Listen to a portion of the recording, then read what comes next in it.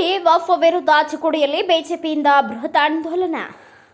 ರೈತರ ಮಠ ದೇವಸ್ಥಾನ ಮೇಲೆ ವಕ್ಫ್ ಆಸ್ತಿ ವಿರುದ್ಧ ಚಿಕ್ಕೋಡಿಯಲ್ಲಿ ಬಿಜೆಪಿ ಕಾರ್ಯಕರ್ತರಿಂದ ನಮ್ಮ ಭೂಮಿ ನಮ್ಮ ಹಕ್ಕು ಹೆಸರಿನ ಅಡಿಯಲ್ಲಿ ಬೃಹತ್ ಆಂದೋಲನ ಜರುಗಿತು. ಕಾರ್ಯಕ್ರಮದಲ್ಲಿ ಭಾಗಿಯಾಗಿದ್ದ ಮಾಜಿ ಸಚಿವೆ ಶಶಿಕಲಾ ಜೊಲ್ಲೆ ಅವರು ಮಾತನಾಡಿ, ಕರ್ನಾಟಕ ರಾಜ್ಯದಲ್ಲಿ ಕಾಂಗ್ರೆಸ್ ಸರ್ಕಾರ ಬಂದ ಮೇಲೆ ಕೈ ತೋರಿಸಿದ್ದಲ್ಲಿ ವಕ್ಫ್ ಆಸ್ತಿ ಕಂಡುಬರುತ್ತಿದೆ.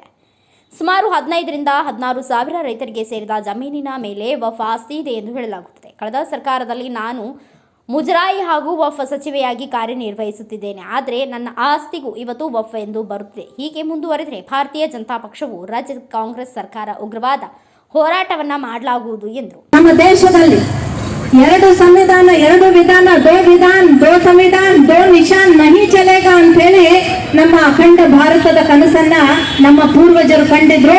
ನಮ್ಮ ಭಾರತೀಯ ಜನತಾ ಪಾರ್ಟಿಯ ತತ್ವ ಸಿದ್ಧಾಂತ ಕೂಡ ಆಗಿತ್ತು. ಆದ್ರೆ ಇವತ್ತು ನಾವು ನೋಡಿದಾಗ ಇಲ್ಲಿ ನಮ್ಮ ಯಾವುದೇ ಕೂಡ ಹೊಲದ ಆಸ್ತಿಯ ಒಂದು ತಕರಾರುಗಳಿದ್ರೆ ಸಿವಿಲ್ ಕೋರ್ಟ್ ನಲ್ಲಿ ನಾವೆಲ್ಲರೂ ಅದಕ್ಕೆ ನ್ಯಾಯವನ್ನ ಪಡ್ಕೊಳ್ಳುವಂತಹ ಒಂದು ಕಾನೂನು, ಏಕಮುಖಿ ಕಾನೂನು ಇರಬೇಕಾದಂತದ್ದು. ಆದ್ರೆ ಇಲ್ಲಿ ವಕ್ಫ್ ಅನ್ನ ನೋಡಿದಾಗ ಇಲ್ಲಿ 2 ಕಾನೂನುಗಳನ್ನಾಗಿ ನಮ್ಮ ಕರ್ನಾಟಕ ಅಷ್ಟೇ ಅಲ್ಲ, ನಮ್ಮ ದೇಶದಲ್ಲಿ ಕಾಂಗ್ರೆಸ್ ಸರ್ಕಾರ ಮಾಡಿ ಹೋಗಿದೆ. ಇದರಲ್ಲಿ ನಾವೇನಾದ್ರೂ ಸಿವಿಲ್ ಕೋರ್ಟಿಗೆ ಹೋಗೋ ಹಂಗಿಲ್ಲ. ವಕ್ಫ್ ಅಂದಾಗ ವಕ್ಫ್ ನ್ಯಾಯಮಂಡಳಿಗೆ, ವಕ್ಫ್ ನಮ್ಮ ಟ್ರಿಬ್ಯುನಲ್ಗೆ ನಮ್ಮ ಕೇಸುಗಳು ಹೋಗ್ತವೆ. ಅಲ್ಲಿ ನಮ್ಮ ಜನ, ನಮ್ಮ ರೈತರು ಹೋಗಿ ನಿಂದಿರಬೇಕು.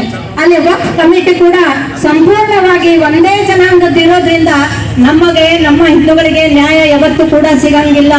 ಹಾಗಾಗಿ ನಾವು ಇವತ್ತು ಹೋರಾಟ ಮಾಡ್ತಾ ಇದ್ದೇವೆ. ಇವತ್ತು ನಮ್ಮ ರಾಜ್ಯಾಧ್ಯಕ್ಷರ ನೇತೃತ್ವದಲ್ಲಿ ಇಡೀ ಕರ್ನಾಟಕದ ಪ್ರತಿಯೊಂದು ಜಿಲ್ಲೆಯಲ್ಲೂ ಕೂಡ ಇದು ಟ್ರಯಲ್ ರೌಂಡ್ ಇದೆ. ಅಭಿ ಪಿಕ್ಚರ್ ಬಾಕಿ ಹೈ, ಇದು ಸಿರ್ಫ್ ಟ್ರಯಲ್ ಹೈ, ಅಭಿ ಪಿಕ್ಚರ್ ಬಾಕಿ ಹೈ.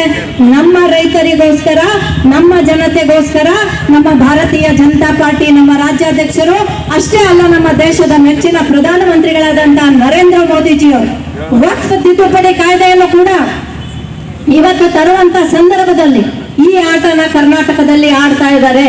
ಹಾಗಾಗಿ ನಾವು ಅವರಿಗೆ ತಕ್ಕ ಉತ್ತರವನ್ನ, ಜನತೆ ಕರ್ನಾಟಕದ ಕಾಂಗ್ರೆಸ್ ಸರ್ಕಾರಕ್ಕೆ ತಕ್ಕ ಉತ್ತರವನ್ನ ಕೊಡೋದಕ್ಕೆ ತಯಾರಾಗಿದೆ. ಅದರ ಜೊತೆಗೆ ಬಿಜಾಪುರದಲ್ಲಿ ಸುಮಾರು 4 ದಿನಗಳವರೆಗೆ ಹಗಲು ರಾತ್ರಿ ಇದಕ್ಕೋಸ್ಕರ ಒಂದು ಸ್ಟ್ರೈಕ್ ಅನ್ನ, ಧರಣಿಯನ್ನ ಮಾಡಿದ್ದೀವಿ. ಅದಕ್ಕೆ ನಮ್ಮ ಕೇಂದ್ರದ ಈ ಒಂದು ತಿದ್ದುಪಡಿ ಕಮಿಟಿಯ ಅಧ್ಯಕ್ಷರು ಕೂಡ ಅಲ್ಲಿ ಬಂದು ಈ ಅಹವಾಲುಗಳನ್ನ ತಗೊಂಡು ಹೋಗಿದ್ದಾರೆ. ಇವತ್ತು 2024ಕ್ಕೆ 9,40,000 ಎಕರೆ ಆಸ್ತಿ ಹೊರದಾಗೈತಂತ. ಇನ್ನೊಂದು 10 ವರ್ಷ ಹಿಂದೆ ಬಿಟ್ರಿ ಅಂದ್ರೆ ಕೆರೆ, ಗುಡ್ಡ, ಆಮೇಲೆ ಗೌಂಟ ಏನದಾವಲ್ಲ ನಿಮ್ಮೆಲ್ಲ ಹಳ್ಯಾಗ ಎಲ್ಲ ಅವ್ರದ ಆಸ್ತಿ ಆಗ್ತಾವ ಅಂತ ಹೇಳಕತ್ತಾರೆ. ಹೀಗಾಗಿ ಇನ್ನು ಮುಂದೆ ಸುಮ್ಕೊಂಡು ಯಾರು ರೈತರು ಈಗಾಗಲೇ ನಮ್ಮ ನಗರದವರು, ಪದಗದವರು ಅಷ್ಟೇ ಅಲ್ಲ, ಶಾಸಕರಾದ ಶಶಿಕಲಾ ಜೊಲ್ಲೆಯವರ ಆಸ್ತಿಯೂ ಕೂಡ ವಕ್ಫ್ ಬೋರ್ಡ್ ಹೆಸರು. ಇನ್ನು ಅವ್ರದ ಆಗೈತೆ ಅಂದ್ರೆ ಉಳಿದವ್ರ ಗತಿ ಏನು?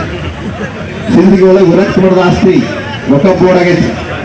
ಆಮೇಲೆ ಗುಡಿಗಳು, ದೇವಸ್ಥಾನಗಳು ಕೂಡ ಇವತ್ತು ವಕ್ಫ್ ಆಸ್ತಿಗಳಾಗಿದ್ದಾವೆ. ಈ ಕಾಂಗ್ರೆಸ್ ಸರ್ಕಾರದವರು, ಮುಖ್ಯಮಂತ್ರಿ ಆಗಿರ್ತಕ್ಕ ಸಿದ್ದರಾಮಯ್ಯ ಅವರು ಮಾತು ಹೇಳಿದ್ದಾರೆ, ಎಲ್ಲ ಆಸ್ತಿಗಳಿಗೆ ವಕ್ಫ್ ಆಸ್ತಿ ನೋಂದಾಗೈತಿ, ಅದು ತೆಗೆಸ್ತು ಅಂತ ಹೇಳಿದ್ದಾರೆ. ಇನ್ನೂ ತೆಗೆಸಿಲ್ಲ. ಈಗ ಯಾವಾಗ ತೆಗೆಸ್ತಾರೆ ನೋಡ್ಬೇಕವ್ರು. ಅವ್ರು ತೆಗೆಸುವವರೆಗೆ ನೀವು ಯಾರು ಹೋರಾಟ ಬಂದ್ ಮಾಡಬಾರ್ದು, ರೈತ ಯಾರು ಎದೆಗುಂಡಬಾರ್ದು. ಯಾಕಂದ್ರೆ ಅತ್ತ ಮುತ್ತಾದರ ಕಾಲ ಬರ್ತಕ್ಕಂಥ ಆಸ್ತಿ ಅವ್ರು ನಿಮ್ಮ, ಅದ್ರ ಮೇಲೆ ಯಾರು ಹಕ್ಕು ಬರ್ತಿಲ್ಲ.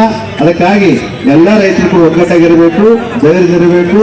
ಇನ್ನು ಸಿದ್ದರಾಮಯ್ಯನವರು ಯಾವಾಗ ಆ ಆಸ್ತಿ ಇರ್ತಕ್ಕಂಥ ತೆಗೆಸ್ತಾರೆ ಅಲ್ಲಿ ತನಕ ಇಡೀ ರಾಜ್ಯಾದ್ಯಂತ ಹೋರಾಟ ಮಾಡಬೇಕು.